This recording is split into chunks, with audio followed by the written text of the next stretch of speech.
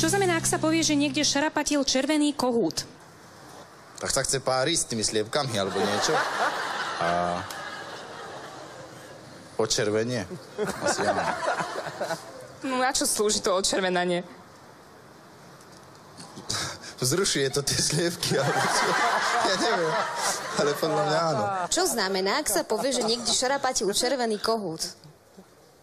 Nejaký bordel robí kdesi, nejaký výpalník alebo čo. Viete mi povedať, čo znamená, ak sa povie, že niekde šarapatil červený kohút? No požiar. Ako to viete? No tak ja som bývalý požiarný technik. Ja som trafila. Áno. Červený čo? Červený kohút. Červený chobút? Kohút. Kohút? Ja, červený kohút. Čo to znamená? Že sa ide byť? S kým? Chráni si svoje sliepky? Ide sa byť so farebným kohútom alebo s bielým, no proste si svoje sliepky nedá. Čo znamená, ak sa povie, že niekde šarapatil červený kohút?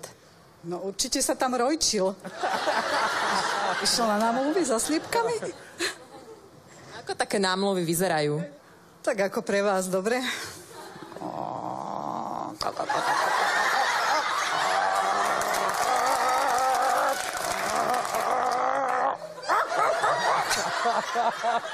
Čo znamená, ako sa povie, že niekde šarapatil červený kohút? Červený kohút?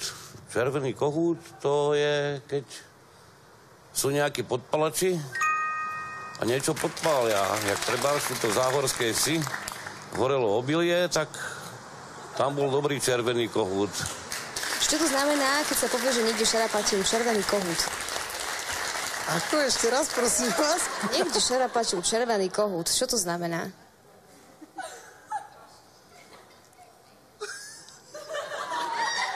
Čo si predstavujete? Komunizmus.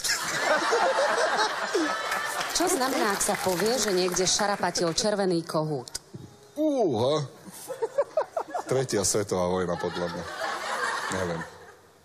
Alebo ženské problémy.